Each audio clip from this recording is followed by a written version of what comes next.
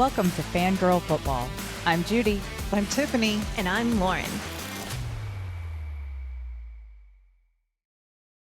Welcome back to Fangirl Football. It was nice to actually have real football for 4 days and not just preseason. What was the biggest food hit from your Sunday watch party? Oh, we did a little nacho bar. So we had one of those little tiny crock pots with melted cheese and the Rotel mixed in with it, and then chips and black beans and green onions. And that went over really well. It was super easy. It was like there all day. It's kind of interesting. You put all the food out at right before the 1 o'clock games, and we just grazed, I think, until about 9 o'clock at night. It was fun. How about you? What did you do? I also did queso. So not quite a full nacho bar, but just the queso part. And that was a big hit. But also the pigs in a blanket are always a big hit. They are. They're both so good. They are good. We also had the whole grazing. We had lobster bites from Aldi that were really good. You cook them in the air fryer. They're just frozen and cook them in the air fryer. I honestly can't say they taste like lobster, but they're really good. So I guess there's lobster in there, but they're kind of, just almost like a hush puppy bite, but with lobster in it out of the air fryer. So it was good. I might have to see if I can find some of those. Yeah, it was good. The weirdest thing that I had was, and I did this on Thursday Night Football, were the corn ribs from Aldi. I don't know what I was expecting, but I thought it was going to be like cornbread. But it was actually, if you take a corn on the cob and you cut big chunks out of it and then you eat it like a rib, it was actually corn on the cob, but just little bites. So it was good to be able to share it with everybody. But at the same time, it was not what I thought it was going to be. It was still good. And it's good for a party for sure. Because you don't want to have like everybody carrying around a whole corn cob. I got to find something new for this week, but I don't know what it's going to be. Maybe I'll serve the corn ribs again. I might have to pick up some of those lobster bites for this next weekend then instead. Excellent. Yeah. We'll challenge new. ourselves, see if we can find something new. Anyway, today we are going to do a quick overview of the week 2 games. We'll do a bit more in-depth dive into each game tomorrow with a DFS-focused episode. This past week, we kicked off having free daily fantasy contest, and we'll be keeping the party going throughout the season. Check out our website at fangirlfootball.com to join. They've been a lot of fun, and we love having our listeners join us. Lastly, we have a new gaming platform and game style to play this week. No player knowledge needed. We built a lineup in it yesterday, and it was so much fun to pick teams instead of players. It's called Fantasy Sports Evo, Experience the Evolution. Use the promo code FANGIRL during sign-up to let them know we sent you.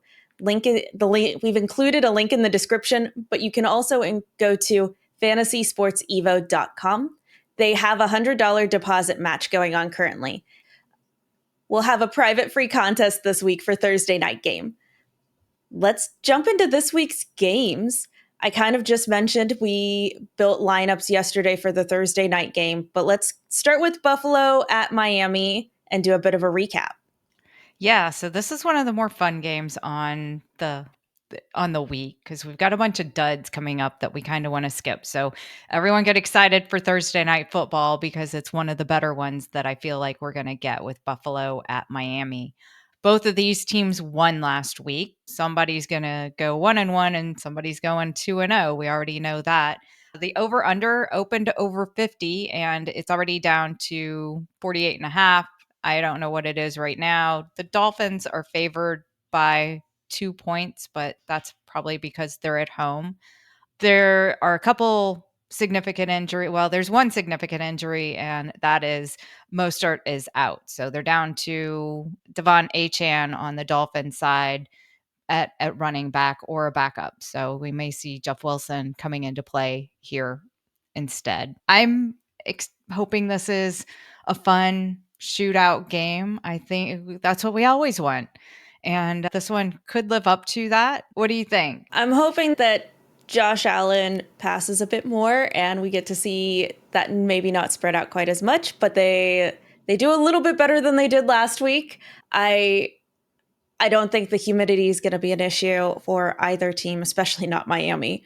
But overall, I think this is going to be a lot of fun to watch. I think Buffalo's going to win. What And I'm about on the you? Miami side. Yeah, I'm on Miami. We kind of talked about this one at length last night. I know we're kind of skimming over it. We're excited about it, but you're on Buffalo. I'm on Miami. My puppy picked Buffalo today. There's a whole bunch of us on Buffalo now. I mean, maybe we know something. Yeah, I got to go the home team. Okay. Let's move on to the Sunday games. Vegas at Baltimore. Yeah, Vegas at Baltimore. I feel like a lot of these games, this is the first of our one-sided games, and Vegas looked really bad last week. It was actually kind of surprising. I thought that they were going to have a decent game against the Chargers, and they just they only scored 10 points and they didn't look like they could move the ball at all. Zamir White was a disappointment. I know we expected him to get all the carries, and I think he did, but it was only for 44 yards. Brock Bowers, their rookie tight end, led with targets. So where was Devontae Adams? I mean, he still got some targets and he had some catches, but it wasn't what we expected out of the Raiders. I thought they were just going to, target Devontae Adams 20 times, and that didn't happen. So I don't know what we're going to see in this one. They're definitely going to have to score more points if they want to win than 10. And the Baltimore defense is better than it looked against Kansas City, and the Vegas offense is not Kansas City at all. So Baltimore could look to make this kind of their revenge game. They lost last week, and I don't see any chance that they're losing this week. Lamar looked good, but it was the Chiefs, and the Chiefs just outplayed them last week. It was really close. It went down to the very end of the game. It was exciting. So we'll see, but I don't think that the Raiders have anything here. They've got to get better, or we're going to have another one of their coaches get fired midseason. Yeah, I'm with you. I'm very heavily favoring Baltimore here, not just because of certain players last week and how they looked against the Chiefs, but also really the Raiders' performance last week. I don't think they're going to be stopping Lamar Yeah. Jackson and his many tools. We saw last week that it wasn't just one person, and he's also happy to run when needed. So we saw Isaiah Likely do really well. Yeah. And the Raiders allowed the Chargers to run. J.K. Dobbins had an amazing game. So this may be the game where Derrick Henry gets right, because Henry wasn't right last week and he didn't look good. And maybe this is where he gets to earn his keep and contribute to the team in this game, because the Raiders let the Chargers run all over them, which I didn't expect either. Well, I think I did expect it. I just didn't expect the running back that did it to do it. Anyhow, we'll get to that when we get to the Chargers. So I think this could be a great game for Derrick Henry. Would you stream the Baltimore defense if it's free? Oh yeah, for sure. So we're both picking Baltimore. We're both picking Baltimore. No choice there. We're both on Baltimore. Chargers at Carolina Panthers. Yeah, another lopsided game, because I don't think anyone actually wants to play for the Carolina Panthers. They don't have much of a defense. They don't have much of an offense.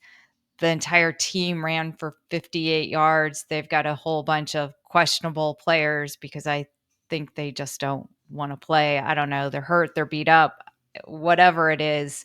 Nobody wants to play on this team. Bryce Young tossed a couple interceptions. And then on the Chargers side, they didn't look great. And we were just talking about their running backs. It was an interesting situation because I did think that the Chargers were going to be able to run fairly well, but I thought it was going to be Gus Edwards and not J.K. Dobbins. So that was a surprise. And J.K. Dobbins ran for 135 yards, and the carries were split. So Dobbins and Gus Edwards, they had 11 and 10 carries respectively, but J.K. Dobbins averaged 13 and a half yards per carry, while Gus Edwards averaged 2.4. So I don't know if J.K. Dobbins is just that much better, but it's kind of fun to watch him come back, because we rarely see running backs return from tearing their Achilles, and he is one. That's why I doubted him. I'm like, oh yeah, running back coming back from an Achilles tear, that's not going to happen. And he did. He's like shown up and he looked good last week. I think he gets a chance to repeat, and we may see Gus Edwards step up a little bit too. I think both of them will be able to have a good day here against Carolina Panthers. So is this going to be a repeat of the New Orleans versus Carolina game last week where we just see Yeah, higher numbers than we'd like to for one side? I think so. And I Vegas always feel a little expect it. bad watching those games. You do. You feel bad. I know. That's why you didn't like football for a long time, because you didn't like somebody losing. But that's okay. So yeah, you're going to feel a lot of bad this year for Carolina, I think. This game's got an over under a 39.5. So I think the Chargers might have to score 40 points on their own for that to go to an over. And the spread 6.5. I'm actually surprised it's not more. The Chargers, definitely. I'm picking the Chargers in this game. I'm picking the Chargers. No questions. All right, let's go on. I know we want to keep this quick because we have 16 games to review quickly, and we'll go into them more in the next coming days. But just kind of everyone to get you thinking about the games that are coming up and which ones you want to watch this Sunday. I know a lot of people watch all the games like I do, and I know some people just watch their team. We've got next up the New Orleans Saints and the Dallas Cowboys. This one interests me because of what happened last weekend. So the Saints looked good against the Panthers, but we don't know a whole lot there. The Cowboys really surprised me against the Cleveland Browns because I thought that the Cleveland Browns actually had a pretty good defense and the Cowboys just handled them. There was no question there. I also heard, so going to injuries, so Jake Ferguson, the Dallas Cowboys tight end, I thought he was out for like weeks. He left the game last weekend with a knee injury, and I thought he was going to be out weeks. And then I saw the report today, and now they're saying he has a chance to play on Sunday, which I, I didn't think that was even possible, but they're saying he might play on Sunday. I really think that this one's going to be CD Lamb's day. The Saints cornerback, Marshawn Lattimore, is questionable. And CD Lamb, eh, he had 10 targets last week, but he didn't have the big game. He didn't have a touchdown, and he's just too good to not have that big game. So this may be everyone's bounce back week. Overall, passing touchdowns were also low last week. And I was looking over it historically. I think this week we had 37 passing touchdowns, or give or take one or two. I think it was right at 37, and I compared it to the last couple years, and last year was about the same week 1 where we were in the 30s, and week 2 last year we had over 50. So, I think this is the week that we see a lot of players just bounce back to where we kind of expected them week 1. Week 1 we shook the rust off, what they should have done in preseason and never did. And now they're going to play again.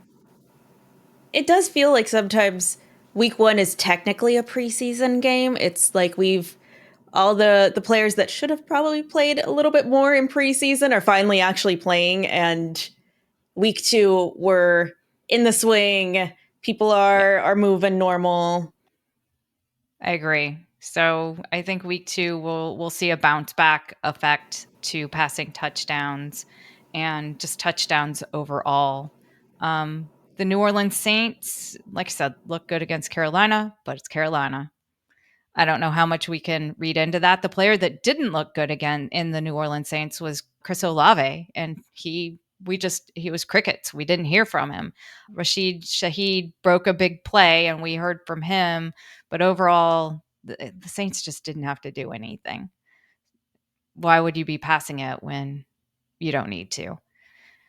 So they're going to definitely have to pass it here with the Dallas Cowboys, and we'll see. This is going to be, and the Cowboys have a great defense. I don't know if they'll be able to, but we'll see what they've got in this game for sure. Cowboys or Saints then? I'm going Cowboys. I'm gonna go Cowboys. We're going to have a lot this week. Everyone's going to be picking favorites. It's hard not to. There's only a few games where, if you're just picking straight up and not the spread, where there's any like decision really. Um, one of those is our next game. So Tampa Bay is playing at the Detroit Lions. So again, we got two 1-0 teams that had a good showing in week 1. Tampa Bay was a surprise for me. So I thought they would look good, but I didn't think they'd look that good. And I'm still kind of trying to figure out, did they look that good or is Washington that bad? Which is what happens, a lot in week 1. Are they good or are they just bad? So Tampa Bay did place a quarterback on IR. That may give Detroit a little bit of help. They also have two safeties and another cornerback that are questionable, which brings it over to the Detroit side of the ball. And now I'm really looking at who are they going to be passing to. Uh, we should have talked Detroit last week. They looked good against the Rams, although it was Jamison Williams, who is questionable this week, that had the big game against the Rams with 121 yards. And Amon-Ra St. Brown was quiet. And this may be his bounce back game where he gets to take advantage of the injuries in Tampa Bay in their defense and have his big game. Tampa Bay also, I was a little surprised at the running back share. So Bucky Irving got more carries, but Rashad White got more passes. And if you kind of looked at the two together, they were kind of equal, but Rashad White was definitely involved in the pass game more than Bucky Irving, and Bucky Irving ran the ball more. This one is a fun one. Over-unders 49, but Detroit's favored by 7. It is in Detroit. I like Detroit. I feel like Detroit went up against a more difficult team last week and looked better than the Tampa Washington game last week. And then kind of everything you've mentioned from Amon-Ra has to get back to average. Yeah, We could see some fun plays this weekend there. I think so too. I think Detroit's going to have this one handled. This is a playoff rematch. If you remember last year, it was in the second week of the playoffs. So Tampa won against Philadelphia at home, and then they had to go to Detroit and play, and they lost. So it is a rematch again. Detroit had 2 rematches back to back. They did. I didn't even think about it, but yeah, they're just walking them back through the playoffs, I guess. That's not nice of the NFL scheduling people. I wonder if they did it on purpose or they snuck it in. I wonder. So are we both picking Detroit here also? Yep, we're both Yeah, picking Detroit, it sounds like. picking Detroit. I'm going to be playing some Amon-Ra in daily fantasy as well. I think he's due for this big game. Of course, I am a St. Brown fan, so I might be reading too much into it. Probably not. So what do you think of Indianapolis at Green Bay? So Jordan Love is doubtful, but coach is open to him playing. That's really surprising to hear since Yeah. isn't it an MCL sprain and isn't the recovery supposed to be 4 to 6 weeks? Like It we're 1 week in. it is. And I thought the report was, yeah, he was out 3 to 6 weeks, and then I read the injury report today and they're like, "Oh, he could play on Sunday. I'm open to it." I don't know if they're just like saying that. I think they're just saying that, or they just realized that they don't want to play Malik Willis. I mean, Malik Willis hasn't been there that long. They traded after the end of preseason to the Tennessee Titans because they didn't like their backup quarterbacks, and so they brought in Malik Willis from the Tennessee Titans, who is not very good, and that's why the Titans let him go. They should be out there trying to sign somebody, I would guess, but I don't know who's out there they could sign. This almost feels like a dumb questions get dumb answers kind of situation where someone asked the coach, "Hey, do you think Jordan Love's going to play?" And the coach just kind of responded with like, "Yeah, I'd love him to play." Maybe, because it seems totally ridiculous. And not only is Jordan Love hurt, but their running backs were both questionable as of Wednesday. So Josh Jacobs and Marshawn Lloyd are questionable. some of these injuries seem very significant, and you're just like, how is the team gonna play? Well, and on Anyhow, the other side, Indy looked really good against Houston last week. Yeah, they lost, but Alec Pierce had the big three catches for 125 yards. And they were still very strong against Houston and barely lost. And so I'm picking Indy in this game. I mean, yeah, the Colts have three questionable defensive players. Green Bay doesn't have much of an offense this week, or sounds like they might not. and if Malik Willis does play, which I think he has to, I do not know how they, in good conscience, start Jordan Love, who is injured, and you just paid him to be your franchise quarterback. So why are you going to try to get him hurt? Why not, rest him and just basically take this as a loss? But if Malik Willis plays, the Indy defense has some streaming possibilities for sure. This could be Jonathan Taylor's bounce back game, because if the Colts get up due to their defense, then they could be looking to just run the ball and hand it off a little bit more than usual. But we'll see how it progresses this week, and if Malik Willis is the starter for the Packers. I'm picking the Colts. I'm on the Colts too. Cleveland at Jacksonville. Cleveland's a mess. I feel like we should just pick and move on some of these, but we'll go through this really quick. Cleveland is a I mean, mess, and Deshaun Watson doesn't want to play football. I wish we could just see Jameis Winston again, because he's more fun to watch than Deshaun Watson anyway. He's not that good, but he's better than Deshaun Watson is. Deshaun Watson hasn't played football for like 3 or 4 years now. And we all keep expecting the old Deshaun, and it doesn't show up. They also have two offensive tackles and a guard that are questionable. And Deshaun Watson could be running a bit back there. And they have three defensive players that are questionable. Jacksonville's got its own share of questionable players, defensive players as well, though. And Jacksonville had a lead over Miami in the first half, and then Miami just shut them out in the second half. And they tried to come back late in the game, but it just didn't happen. I feel like Jacksonville is the better team here, and it's in Jacksonville. It's supposed to not be a great game at 43.5 points, and Jacksonville's only favored by 3, though. So it's their normal home team advantage. They're not giving them a lot of credit here, and I wonder if they know something I don't know. I'm picking Jacksonville. Yeah, I'm Jacksonville. I don't want to watch that game. I will, but I don't want to.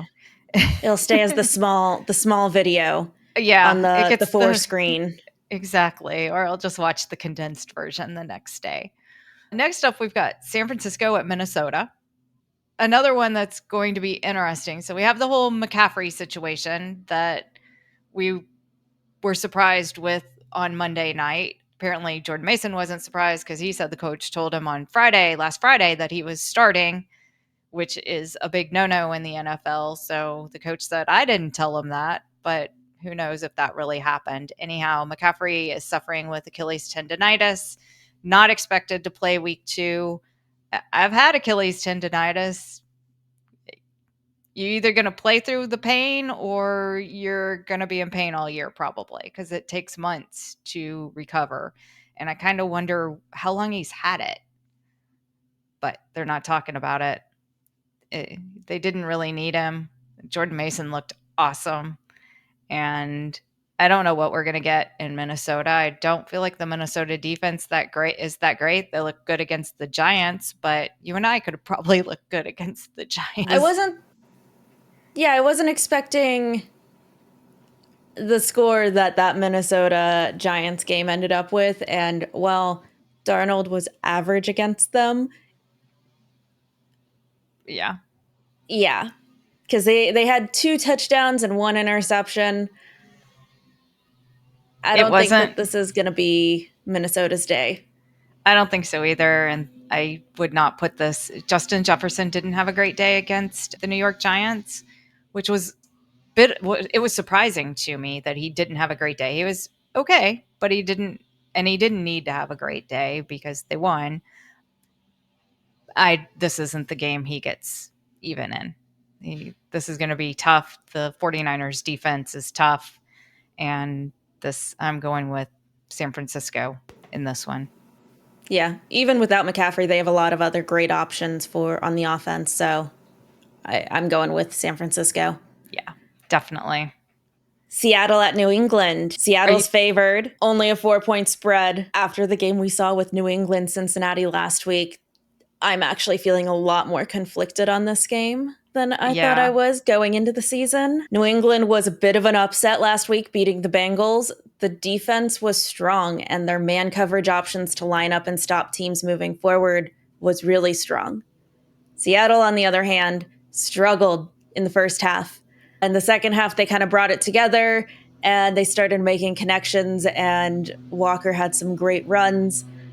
Kenneth Walker III is still listed as questionable due to an abdomen injury, and they're taking things day by day, so keep an eye on the injury news there. Vegas projects this as a low game, and I can see where they're coming from.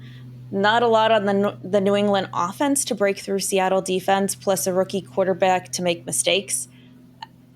If May stares at the ball direction like Bo Nix was last weekend, it will get intercepted by Seattle. We saw that several times. But on the other side, if there is a strong New England defense that stops Cincinnati, Seattle struggled early. It will depend on which version of Seattle we get on Sunday. And I think it's also going to depend on who all is actually playing, if we do get to see, if we see more running or if we see more passing. New England's going to try to run the ball. There's no doubt about that. That is their game plan, is to run the ball. And I I think Denver was mildly successful at running the ball against Seattle, but that wasn't Denver's game plan either, to run that ball. It's going to be different this week for sure. This is one of those games where we're going to learn more about the teams, but this is one of those West Coast to East Coast games where 60 some odd percent of the time the West Coast team covers the spread. So I'm going to have to bet on Seattle covering the spread. They also usually win. So I'm going to go with Seattle. I'm going with Seattle too. I just feel like the Seattle offense is stronger than the New England offense. So I agree. I think so. We were way thinking that New England was the worst team last week going against Cincinnati, and then Cincinnati had its own. Cincinnati should have tried playing some preseason games. That would have really helped them. Even if Jamar Chase was holding out. Of course, then they had the whole T. Higgins thing, and I'm getting ahead of myself. But anyhow, I'm going Seattle. New York Jets at Tennessee. Jets looked better than I expected, but not great. Aaron Rodgers played a whole game. That was kind of exciting. And they had a couple great plays that they got very excited on that they can build on. But I'm not excited for this game at all. This is one of those. The Jets are favored by 4, and they're in Tennessee. So that's kind of, more of a 7-point swing there.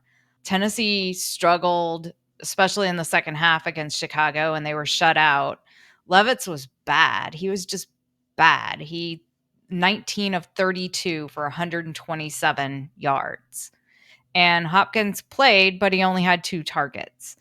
I don't see this getting any better on the Tennessee side, and I think the Jets can actually get a little bit of momentum. They didn't look awful, and they were playing a very good defense. I'm with you on the Jets. I think also, while Tennessee in some ways looked better, like if you just look at the score of the Chicago Tennessee game last week, it was a little deceiving, I think, and it is more a reflection on Chicago learning the paces and shaking off that dust, figuring out how to play in the actual season, than Tennessee looking good. I agree. Yep. So Jets. Though I would love if Ridley has some great runs. So going with the Jets? I'm going with the Jets. Yeah, I'm going with the Jets. We don't have too many different here. We All right. don't. Next up, we've got the New York Giants at the Washington Commanders. Should we just give a. I'm going to go with Commanders. Yeah, I'm going with the Commanders too. Everyone feels bad And for Daniel Jones. They can't run the ball. Commanders have a few bright points because Jaden Daniels ran for 2 touchdowns against Tampa Bay, but McLaurin looked bad. But maybe McLaurin gets back in this game. It's just not exciting. No one wants to watch. Please don't let the New York Giants wear those uniforms again this week because I can't take it. Not everything from the past needs to come back. LA Rams at the Cardinals. The over-under almost got to 50, 49.5. It sounds like one we'll be using in our lineups then. Yeah, I don't know what time this game is played, but good possibility of it. Puka Nakua officially on IR. This feels like a reverse of last year. Cooper Kupp's going to be the season runner. Puka Nakua, who was drafted earlier, is going to be the one going on and off IR. Yeah. The Rams should have an easier time running against the Arizona Cardinals defense. So this could be where we get to see Karen Williams have a bigger role than we did last week. I mean, they still used him last weekend, but I figure that he's going to be in line for a really good game against the Cardinals. And Cup probably, he shouldn't get 21 targets again. They should be running the ball a little bit more. On the other side of the ball, the Arizona Cardinals, Kyler Murray was quiet against the Buffalo Bills. He only had 162 passing yards, but he did run for 57. And they need to figure out how to get Marvin Harrison Jr. involved. He was worth less than 1 fantasy point. And if they're going to win this game, they are going to have all of their wide receivers stepping up and playing a role because they can't just keep running James Conner. Be Who's more your pick? excited. I want to be more excited than I am about this game. It should be good, but for some reason, it's divisional and they just have that habit of going on the underside and not living up to expectations. I'm going to go with the Arizona Cardinals. I similarly am just. I don't know what it is exactly, but I just don't feel as excited about this game. Can't quite put my finger on it. But I'm also going to go with the Arizona Cardinals. Oh, wow. All right. We're both going with the Cardinals. That's fun. It is. I think, especially with LA, the Rams being down to Cooper Kupp, I feel like Arizona's defense could probably watch more film. And once you start pulling people down, it feels like you're limiting what routes you can run, what you can try to do, and Yeah, and gives the defense a little more ability to stop. the Cardinals didn't let the Buffalo wide receivers have a big day against them. So maybe they're a little bit better of a defense than I'm giving them credit for. But I am picking them, so I'm giving them credit for something. So next up, we've got the Pittsburgh Steelers at the Denver Broncos. Do we have to talk about this game? Does anyone want to watch this game? The over-under is 40.5, which isn't the worst one we've seen, but that's just no fun. And Pittsburgh is no fun to watch. And the Broncos aren't that fun to watch either. At least in Pittsburgh, Justin Fields is supposed to get to start again, so we don't have to watch the Russell Wilson drama unfold there. And Denver, Bo Nix threw 42 times, and Cortland Sutton had 12 targets. The running backs, who we thought they were going to throw to a lot between the two of them, only had 7 targets. They still lost to Seattle. It just wasn't. No one played good football on either of these teams last week, even though the Steelers won. But sometimes you can play bad football and win, and they did. I'll admit, I think for this one, I got to go Steelers. If Bo Nix stares down where he's going to throw the ball and keeps throwing the ball, it's going to get intercepted. And we saw how the Steelers were last week with getting a couple of interceptions. So especially knowing Justin Fields is starting, I'm going to have to pick the Steelers. I think you disagree with I me. I want to pick the Broncos here. I just can't do it. I like the Broncos at home. I think that they want to win. I'm going to go with the Broncos. I definitely can see it being close though. Like I understand the 3-point spread and the low scoring that Vegas is saying. Yeah, I'd still go on the under here. It's going to be like 12-9 or something like that. Maybe one of the kickers you want from these two teams. Let's don't get started on kickers. So next we have, oh, this game scares me. The Cincinnati Bengals at the Kansas City Chiefs. What version Please of the let Bengals are we going to get? Are we getting I 2023 Bengals or are we getting current 2024 Bengals? I don't know. Were they just trying to punish Jamar Chase by saying you only get 6 targets because you sat out all of preseason and we didn't know if you were going to play? Uh, Are they going to let him actually play and be relevant in the game? And then T. Higgins missed practice again on Wednesday. He's got a hamstring injury. Those just never go well or quickly. But the Bengals have got to be better. This is going, Kansas City could score 47 points on their own and hit the over. I'm afraid of this game. I don't know that there's going to be much to watch, but I'm hopeful that at least if Kansas City gets out to a big lead, we're going to get to see if the Bengals have anything.